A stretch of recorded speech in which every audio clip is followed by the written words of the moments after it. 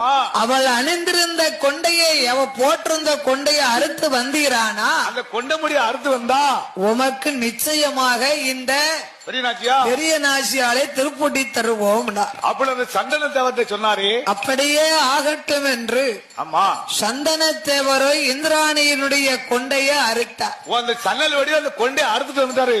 கொண்டையை அறுத்த உடனே இந்திரன் பார்த்தார், தேவ முனிவர்களுக்கெல்லாம் அதிபதியாகப்பட்டவன் நான்.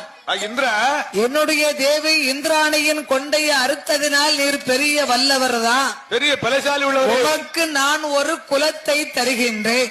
ஆமா, இன்று முதல் மரவையிலே மரத்தில் உம்மை பிறவி செய்ததினாலும், ஆமா சந்தன மரத்திலே பிறவி செய்ததினால் உமக்கு மறவர் என்றும், இந்திராணியினுடைய கொண்டையை அறுத்து வல்லமை பெற்றதினாலே, ஆமா இன்று முதல் சரி உமக்கு கொண்டையன் கோட்டையர் என்று பெயர் கொடுத்தார். ஓ, கொண்டைய மாட்டாரு கொண்டையன் கோட்டார் என்று பெயர் நாமத்தை கொடுத்து கொண்டையன் கோட்டார் மரவர் குலம் என்று உமக்கு ஒரு வம்சத்தையும் நான் தருகின்றேன். ஆமா, இதற்கு அடையாளமாக சரி இன்று முதல் பெரிய நாச்சி அம்மாளை நீர் திருப்பூட்டணுமே, ஆனா ஆமா திருமாங்கலியத்திலே கொண்டை ஓட்டு நீர் செய்ய வேணும்.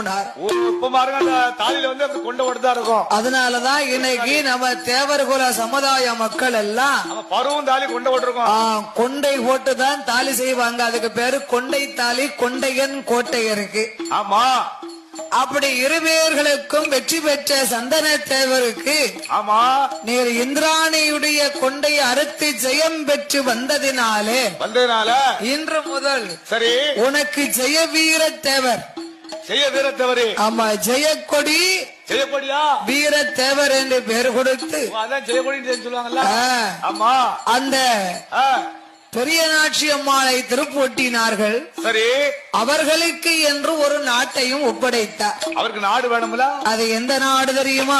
எந்த நாடு? ஜெயக்கொடி வீரத்தேவரும் 1008 மரவருக்கு அதிபதியாக தன்னுடைய மனைவியாகிய அந்த பெரிய நாட்சி என்ற பெண்ணானவள் வடக்கு அகப்ப நாட்டிலே வந்து அகப்ப நாடு கிழகையிலே